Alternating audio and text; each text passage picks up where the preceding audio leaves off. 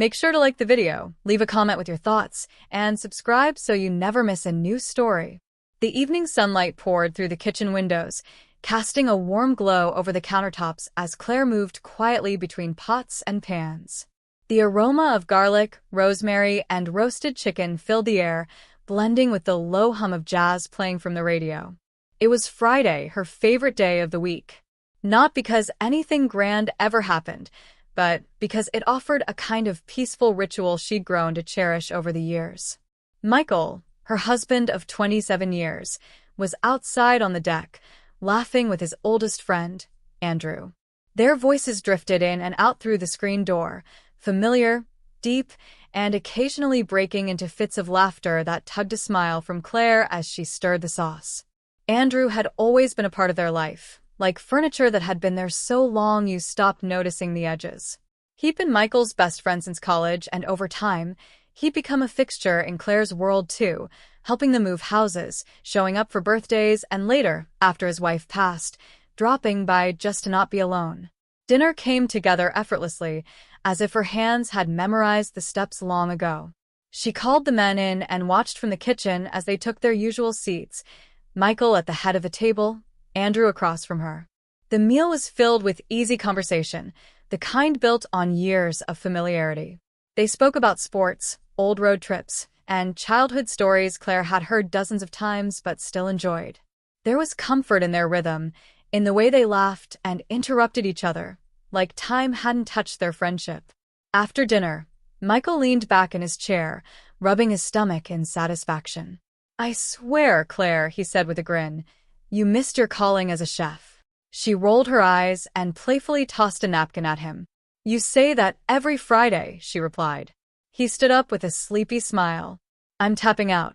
You two catch up. I'm gonna go pass out before I start snoring right here." He kissed her on the cheek, clapped Andrew on the shoulder, and made his way down the hall to the bedroom.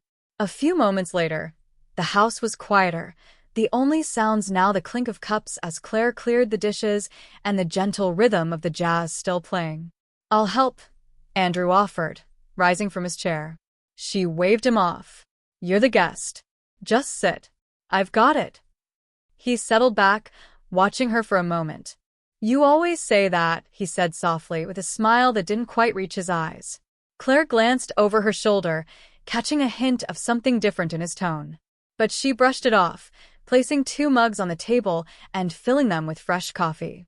The scent mingled with the lingering warmth of dinner, and for a moment, it all felt timeless, like this night had happened 1,000 times before. She sat across from him, tucking her feet up on the chair, wrapping her hands around her mug. "You doing okay?" she asked gently, her tone shifting into something more personal. It wasn't the first time she'd asked. It probably wouldn't be the last. Andrew nodded slowly, his gaze falling to the mug in front of him. "I'm managing. Some days are better than others." They sat in comfortable silence for a moment, the kind that only exists between people who know each other well. But something was different. Claire felt it, just a subtle shift in the air, a weight behind Andrew's silence. When he finally looked up, his expression had changed. Softer. More fragile. "Claire," he said, his voice quiet but firm. "Can I tell you something? Something I probably should have said a long time ago." She blinked, surprised by the sudden seriousness in his tone. Her heart gave a small, inexplicable flutter. "Of course," she said, setting her cup down. And just like that, the ordinary evening began to slip away, like a curtain slowly pulling back to reveal something unexpected waiting just behind it. The moment Andrew spoke those words, Claire felt something shift inside her. The quiet comfort of the evening, soft jazz, warm lights, the scent of coffee and herbs, suddenly felt fragile, like a delicate glass surface beneath her feet. She straightened slightly in her chair, her hands still wrapped around the mug, though she wasn't drinking anymore. Andrew didn't speak right away. He looked at her for a long, silent beat, as if weighing every word, as if uncertain whether he could trust himself with them. His expression was unreadable, serious, but not intense. Vulnerable. Unsettlingly vulnerable. Claire's voice came softly. "What is it?" Andrew leaned back, exhaling slowly, eyes scanning the room before returning to hers. "I never planned to say this," he began, voice low and measured. "And I've told myself 100 times that I shouldn't. But lately, I've been realizing that life doesn't wait for you to be ready. Sometimes, it just shows up and asks if you're paying attention." She didn't interrupt. She couldn't. Her heart had started to beat faster, but her face remained still, careful. He continued, "You and Michael have been a part of my life for so long. You were there when Diane got sick, when she passed. You didn't just support me, you carried me through that." Claire nodded slightly, unsure where he was heading but feeling the weight in his voice. "You would have done the same for us," she said gently. He smiled, but it faded quickly. "I would, but that's not why I'm telling you this." Another pause. The room felt impossibly still. Somewhere in the distance, a car passed by, headlights briefly washing across the curtains. Andrew shifted forward, setting his coffee down. "I think I started feeling it before Diane even got sick, but I pushed it down. Told myself it wasn't real. That I was just grateful for your kindness. That it was about friendship. But after she passed," he hesitated, eyes filled with quiet pain. "After she passed, everything I had kept buried started rising up. All at once." Claire's voice was barely a whisper. "What are you saying, Andrew?" He looked at her then, really looked at her, and the air between them seemed to hum with something unspoken. "I've fallen in love with you, Claire." The words landed with such clarity that for a moment, she wasn't sure she'd heard them right. Her breath caught in her chest.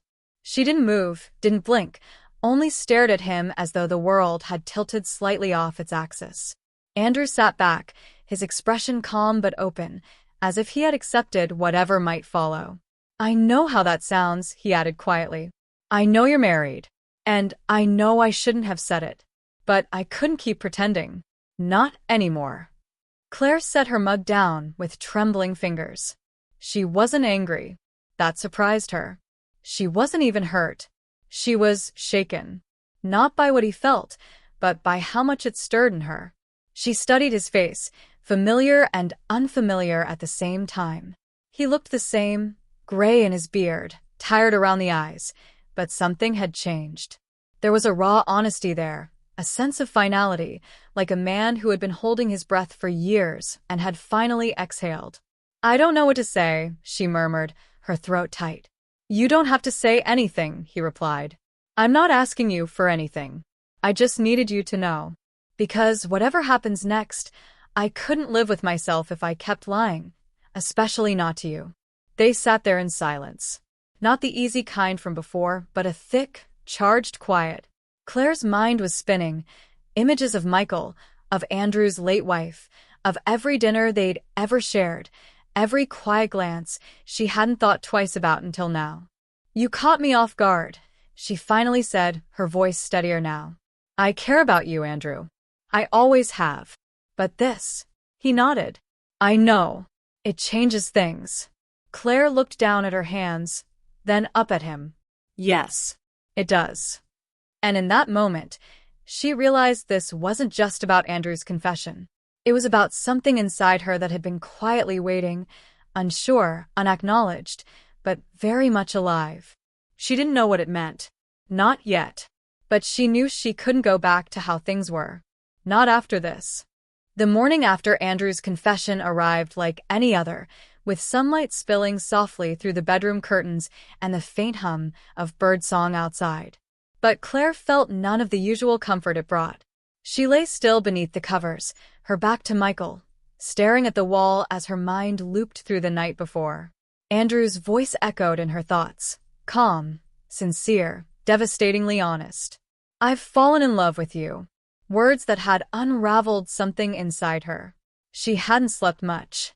Every time she closed her eyes, she saw his face, his steady gaze, the way he'd looked at her like he'd been holding that truth for years. Michael stirred beside her, yawning quietly before rolling onto his back. What time is it?" he mumbled, voice thick with sleep. Claire cleared her throat. "Almost 7. He reached over to squeeze her hand, his morning ritual for years. "Thanks for letting me sleep last night," he murmured with a half-smile.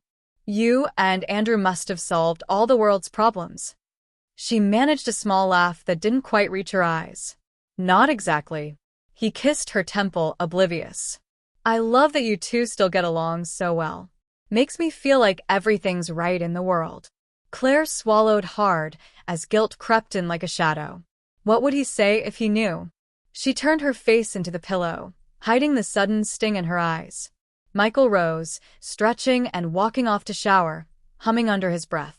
The sound echoed down the hallway as Claire remained in bed, her heart a quiet storm. By the time she made it downstairs, Michael had already brewed coffee and was packing his work bag. He gave her a quick kiss on the cheek. I'll be late tonight. Quarterly meeting. Don't wait up. She nodded, forcing a smile as he slipped out the door. The silence that followed felt heavier than usual. Claire stood motionless in the kitchen, one hand around her coffee mug, the other resting on the edge of the counter. She stared blankly at the garden through the window, her thoughts a blur. He said he loved me. She set the mug down carefully, walked over to the kitchen table, and sat, folding her hands in her lap. She needed clarity. She needed to think, really think, but her heart refused to be quiet. It wasn't just what Andrew had said. It was what had stirred in her, the flicker of something she hadn't felt in years. Not with Michael. Not even with herself. She had built a good life with her husband. They had weathered storms, raised a son together, moved houses, lost parents. There had been joy, laughter, warmth. But lately, everything had felt like a loop, predictable, safe, and just quiet. The kind of quiet that makes you wonder if you're still awake or already drifting. Andrew's words hadn't broken something. They'd awakened it. She remembered the way his eyes had softened when he looked at her, how his voice trembled with emotion, how he'd respected the line even as he confessed. There had been no agenda, no pressure, just a man laying down the weight he'd carried too long. Claire sat in that chair for what felt like hours, moving only to reheat her coffee twice. Her phone remained face down on the table, though every time it buzzed, her pulse leapt. She didn't look. She wasn't ready to see his name. By early afternoon, she finally rose, walked outside barefoot, and sat on the old wooden swing in their backyard. The breeze brushed against her arms, cool and earthy, carrying the scent of rain in the distance. This was her space, the place where she went to think when the world got too loud. And right now, the quiet within her was deafening. She closed her eyes, leaning into the rhythm of the swing. She wasn't going to make a decision today. Not about anything. Not about Andrew. Not about what came next. But she also couldn't pretend it hadn't happened. She had to feel it. All of it. And for the first time in years, she allowed herself to sit in the discomfort, in the conflict, in the strange, stirring realization that her life, so steady, so familiar, might be shifting beneath her feet. And she didn't know yet if she wanted to stop it. Claire didn't mean to text him. All day, she had managed to resist, ignoring every buzzing notification, every mental pull that brought her back to the sound of his voice and the weight of his words. But by evening, the ache of silence had grown unbearable. Her fingers hovered over the screen, trembling slightly as she typed the message. Can we talk? Simple, unassuming. But the moment she hit send, her heart dropped into her stomach. She turned off the screen and set the phone on the arm of the couch, trying to act like she hadn't done something irreversible. It buzzed less than 5 minutes later. Of course. Riverside Park? Of course. The place they'd gone with Michael years ago for picnics and birthday barbecues. A place that now, somehow, felt like neutral ground for something that wasn't neutral at all. She didn't tell Michael. She didn't feel like she was hiding something, at least, not in the way someone hides an affair. This was something different. Something suspended in the in-between. A weightless truth that hadn't yet fallen. She arrived just before sunset. The park was nearly empty, the orange light of late day stretching long shadows over the path. A few families packed up near the playground, their laughter and rustling bags drifting faintly in the wind. The air was cool with early spring, and the breeze carried the scent of freshly cut grass and the murmur of the nearby creek. Andrew was already there, standing near the edge of the riverbank, his hands deep in the pockets of his jacket. He turned when he heard her footsteps on the gravel path. His expression was cautious, hopeful. She hated how well she could read him. "Hi," she said quietly, stopping a few steps away. "Hey," he replied, almost breathless, like the sight of her had knocked something loose in his chest. They stood in silence for a moment, the kind that felt charged and private. The sound of the water rushing past filled the spaces their words couldn't yet reach.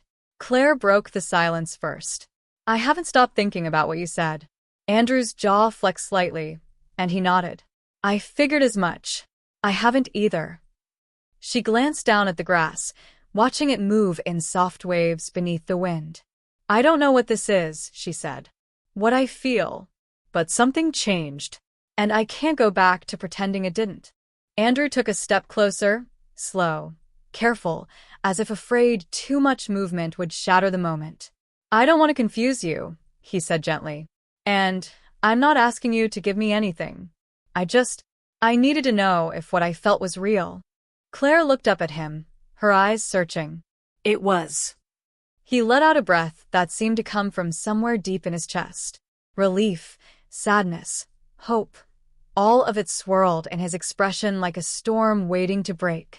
"I'm married, Andrew," she whispered, as if reminding herself more than him. "I know," he said. "And I would never ask you to leave him. That's not what I want." "Then what do you want?" He was quiet for a long moment before answering. "I want to be allowed to feel it. To know that it meant something. Even if nothing ever comes of it." She closed her eyes for a moment, her emotions folding tightly within her like pressed flowers, beautiful, fragile, already changing form. "When you told me," she said, her voice shaking, "something inside me woke up. And I've been trying to figure out what that means. Because it's not about not loving Michael. I do. But it's different. She struggled for the word. Quieter. Safer." Andrew's eyes met hers with a quiet, aching understanding. "You made me feel seen again," she whispered. "I didn't know I missed that until you looked at me like you did." The river beside them kept moving, carrying leaves and light along its surface. Andrew reached out, slow and deliberate, and gently touched her hand. Not to hold it, just to be near it. His fingers grazed hers, and for a second, Claire didn't pull away. "I won't cross any lines," he said. "But I'll always be here if you need someone to talk to. Someone who sees all of you." Claire felt the tears press at the edges of her eyes, but she didn't let them fall. Instead, she nodded once, her throat too tight to speak. She turned to leave first, her hand brushing his one more time as she passed. It wasn't a promise. It wasn't a goodbye either.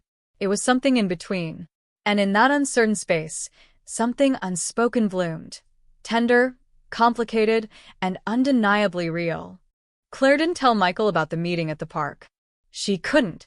Not because it was a secret in the typical sense, but because she didn't yet have the words to explain what had happened, or more importantly, what hadn't. There'd been no betrayal, no touch held too long, no stolen kiss. But the intensity of what she and Andrew had shared, just standing there, speaking the truth aloud, it lingered. The following days unfolded slowly, uneventfully, and yet Claire felt like she was living inside a different version of her life. The same walls, the same routines, the same man beside her every morning. But something was off-axis. She could feel it in the pauses between conversations, in the way she watched Michael more closely now, noticing what she used to overlook. He was kind, steady, predictable. He made her tea at night the same way he had for years, 2 sugars, a touch of milk, without ever asking if her tastes had changed. And maybe they hadn't, but she couldn't remember the last time she'd thought about it. That Saturday, Michael suggested inviting Andrew over for dinner again. Claire was in the kitchen when he said it, chopping vegetables for a salad, her hands pausing mid-slice. "He's been a little quiet lately," Michael added. "Thought maybe we could cheer him up." She nodded before she could stop herself. "Sure," she said. Her voice sounded normal, even to her own ears. But inside, her stomach turned. That evening, Claire stood in front of the mirror longer than usual. She told herself she wasn't dressing up for Andrew.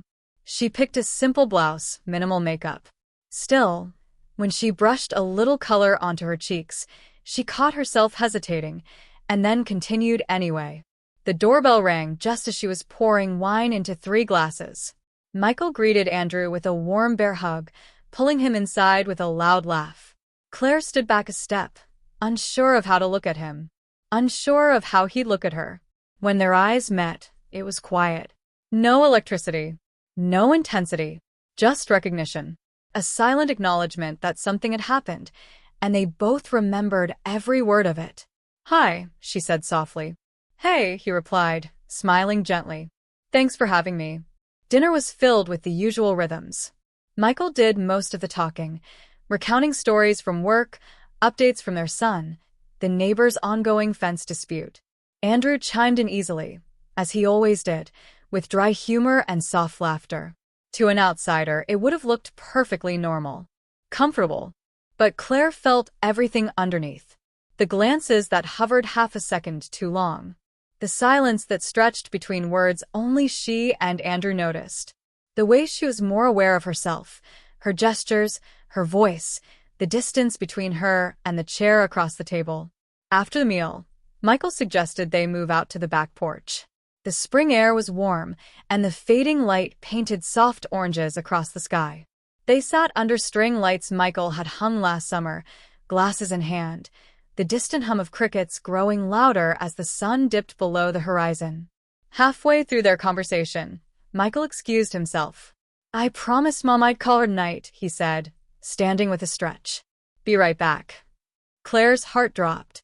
She and Andrew were left alone, the glow of the porch lights making the air feel warmer than it was. Neither of them spoke at first. Then Andrew turned slightly toward her, his voice quiet. "This is hard." Claire exhaled, nodding slowly. "Harder than I thought it would be. I keep telling myself to stay away," he said, staring at the glass in his hand. "But the truth is, I just miss being around you." She didn't answer right away. The air between them was thick with restraint and longing. "I feel like I'm 2 people," she whispered. "The one who lives the life I've built for decades, and the one who, suddenly, is wide awake, questioning everything." Andrew's gaze found hers. "You're not alone in that." They didn't touch. They didn't move closer. But their eyes stayed locked, and that was more intimate than anything physical could have been. Claire looked away first, blinking hard. "We can do this." "I know," he said. But neither of them got up. Neither of them walked away. When Michael returned minutes later, smiling and oblivious, Claire felt like she'd just exhaled after holding her breath too long. Andrew leaned back in his chair, casual and light, as if nothing had happened at all. But Claire knew the truth. So, did he? They had crossed a line. Not with their hands. Not with their bodies. But with their hearts. And now, nothing was simple anymore. Claire awoke the next morning with a heaviness in her chest, the kind that didn't come from a bad dream, but from reality settling in. The previous night played over in her mind like a scene from a film she both loved and feared to rewatch. She could still feel the tension from the porch, Andrew's voice, his eyes, the silence that had said more than words ever could. She turned her head slowly to look at Michael. He was still asleep beside her, one arm thrown over his chest, his breathing deep and steady. There was comfort in that sound, familiarity. And yet, for the first time in years, it didn't soothe her. Carefully, she slipped out of bed, pulling on her robe as she padded barefoot down the hallway. In the kitchen, the early morning sun poured in golden and forgiving. She poured herself coffee and took it to the back porch, hugging the mug tightly to her chest.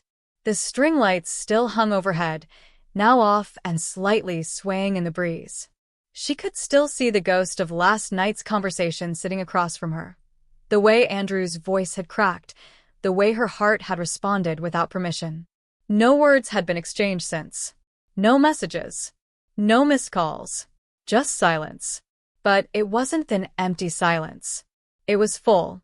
Full of everything unsaid, everything imagined, everything neither of them dared to act on. By the time Michael walked into the kitchen, Claire had composed herself.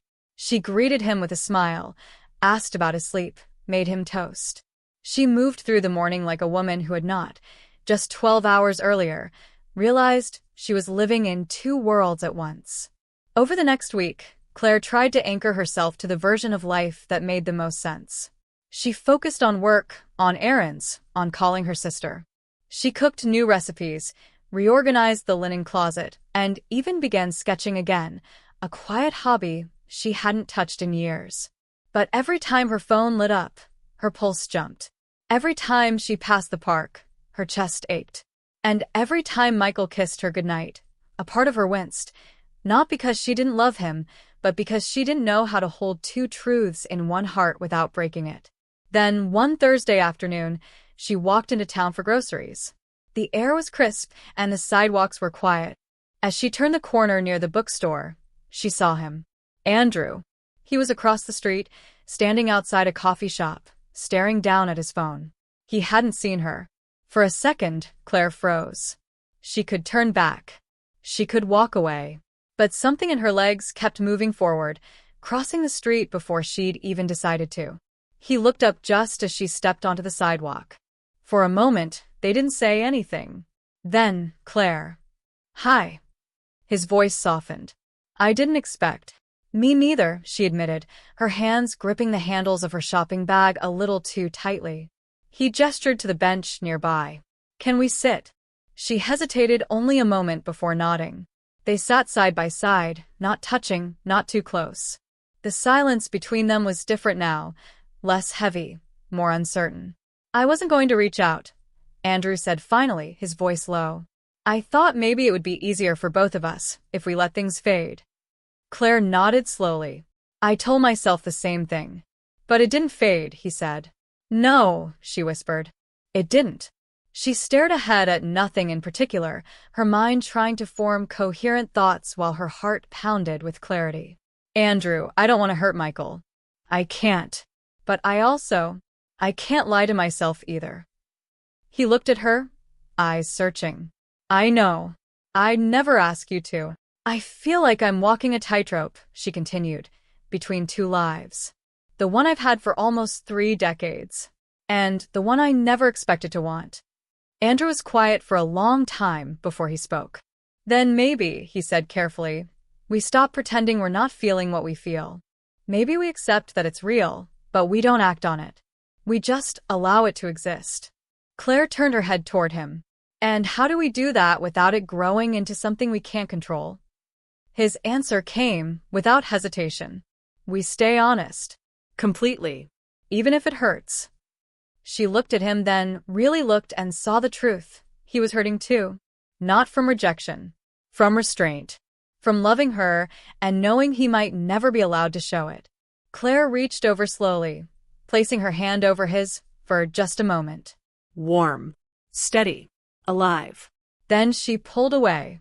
I don't know where this leads, she said softly. But I'm scared. Andrew nodded. So am I. They didn't hug. They didn't make promises. They simply stood, gathered their things, and parted with the kind of quiet you only share with someone who sees your soul and chooses not to run from it. As Claire walked home, the tightrope still stretched beneath her feet. But for the first time, she didn't feel like she was falling. She felt like she was learning how to balance. The weeks that followed moved slowly, like walking through water. Claire slipped back into the rhythms of her life with an outward ease that surprised even her. She smiled when she was supposed to, responded when spoken to, and kissed Michael goodnight like she always had. But beneath the surface, she felt a quiet pull. Constant, low, and unrelenting.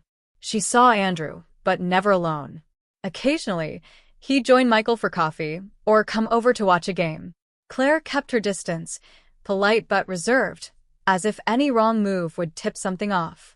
She was careful with her words, careful with her glances.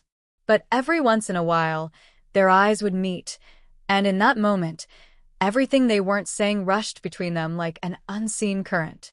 One evening in mid-April, Claire found herself walking the familiar tree-lined path near Riverside Park. It was late, past dinner, and Michael was on a work call that had stretched into a second hour. The house had felt too quiet, too tight. So she'd slipped on her shoes, wrapped herself in a light sweater, and left. She didn't plan to run into Andrew. But there he was, seated on the bench they'd shared weeks earlier, a paperback in his hands, though he wasn't reading it. He looked up when he heard her footsteps and stood immediately, a flicker of something, relief, hesitation, longing, passing through his expression. Claire stopped a few feet away. "I didn't expect to see you here." "I could say the same," he said with a small smile. "I guess we both come here to breathe." She nodded, then gestured toward the bench. "May I?" He stepped aside. "Always." They sat in silence for a while. The evening breeze stirred the trees overhead, their new leaves whispering softly.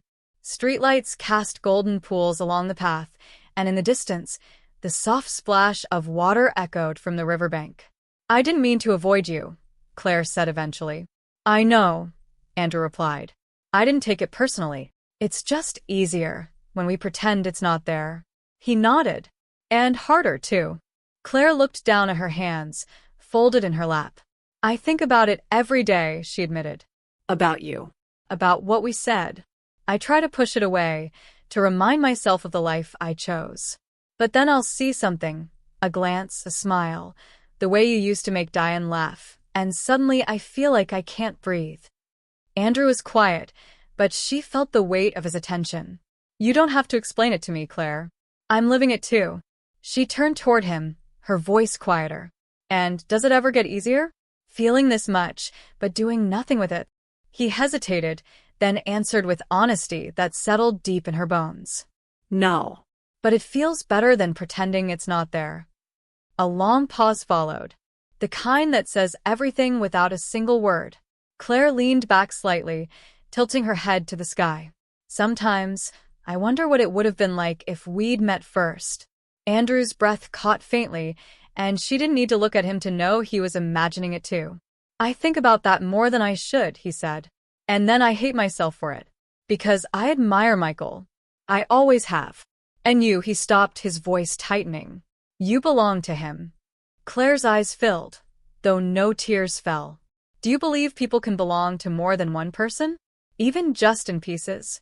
Andrew was silent, and that silence said yes. "I feel like I'm fractured," she whispered.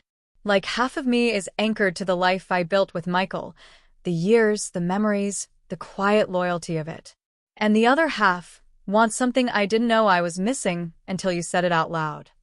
Andrew reached for her hand, slow, hesitant, as though asking permission. She let him. His fingers were warm, familiar now, and yet still electric. They didn't speak for several minutes. The city faded around them. The world quieted. "I'm not going to ask you to leave him," Andrew said finally. "I couldn't live with myself if I was the reason you broke something that mattered." Claire's voice was hoarse. "You're not the reason. This feeling, it came out of nowhere, but it's not wrong. It's just complicated." He turned toward her. "Then let it be complicated. Let it exist. Even if all it ever gets to be is this." She looked into his eyes, and there it was again, that unspoken promise. No pressure. No demands. Just presence. Just truth. She squeezed his hand gently. "Then let's not run from it. Not tonight." Andrew nodded, and for a long time, they sat there, tangled in everything they couldn't say out loud. The bench beneath them, the quiet above, the ache inside, it all held them. And when Claire finally stood to leave, she didn't feel guilt. She felt sorrow. She felt clarity. And most of all, she felt alive. Claire didn't sleep that night. Not because of guilt, at least, not in the way she'd expected, but because her mind was wide awake, replaying every word, every pause, every breath from the bench at the park. She lay in the dark next to Michael, listening to the slow rhythm of his breathing, the same sound she'd fallen asleep to for nearly 3 decades. But it no longer grounded her. It only reminded her of the 2 lives she was now silently living. The next morning, the weight of unspoken truth lingered like fog in her chest. Michael was cheerful at breakfast, chatting about a possible summer trip, his spoon tapping the side of his coffee cup. Claire nodded, smiled, responded where she should. But everything felt distant, like she was watching her life through a pane of glass. close enough to see, too far to touch. By late afternoon, the sky turned gray. The wind picked up, restless and cold, and with it came a strange sense of finality. Claire sat in the living room, folded into the corner of the couch, her arms wrapped around her knees. She stared at her phone for a long time before unlocking the screen. There was a message waiting from Andrew. "Can we talk?" Just 3 words. She didn't hesitate this time. Yes. Riverside Park? When she arrived, the air smelled like rain and early summer. The clouds had thickened above, but hadn't opened. The park was quiet, only the sound of wind pushing through the trees and the faint creak of the swing set somewhere in the distance. Andrew stood by the river again, his hands deep in the pockets of his jacket, the way he always stood when he was nervous. Claire approached slowly, her breath visible in the cooling air. "You okay?" she asked, her voice softer than she intended. He turned to face her, eyes clouded. "I got an offer," he said. A job. "In Colorado." Her heart skipped. "Colorado." He nodded. "A friend from college reached out. They need someone to help restructure their nonprofit. It's a fresh start." Claire looked at him, waiting for the part that would hurt. It didn't take long. "I think I need to take it," he said. "For me. For us." She looked down at her hands, clenched tightly together. "You're leaving." "I have to," he said gently. "Staying here, seeing you all the time, being this close but never close enough, it's tearing me apart." The ache in her chest bloomed slowly, rising like a tide. Why does doing the right thing always feel so much like loss? Andrew stepped closer, but didn't reach for her this time. His restraint was its own kind of love. "Because we felt something real," he whispered. "And we never let it become ugly. That's rare, Claire." She nodded, eyes stinging. "I don't want to forget you." "You won't," he said, voice breaking. "You've changed me, and I think you've changed yourself too." They stood in silence as the first drops of rain began to fall, soft and tentative. Claire looked at him, memorizing everything, the silver at his temples, the lines at the corners of his eyes, the way his heart had lived behind them, quietly, patiently. "Will you say goodbye?" she asked. "No," he said softly. "I'll say thank you." And then, finally, he reached out. Not for a kiss. Not for anything more than what they'd shared. Just his hand in hers, warm and steady, as the rain began to fall in earnest. They stood like that until the sky opened fully, and the wind pushed around them. And when he finally let go, Claire felt the loss down to her bones, but also, strangely, a sense of peace. She walked home in the rain, soaked and hollow and clean. Michael was waiting at the door, holding a towel. "You're drenched," he said with a laugh. Claire smiled softly and took the towel. "I needed the walk." That night, they cooked dinner together. She watched him laugh, watched the way he stirred the pasta, the way his hand still found hers without thinking. She didn't love him less. She simply understood now how love could take different shapes. That some people come into your life not to stay, but to show you a side of yourself you hadn't dared to see. Andrew had done that. And though he was gone, she remained, more awake, more whole, more herself. She went to bed that night under the same roof, in the same bed, beside the same man. But she knew she'd never be the same again.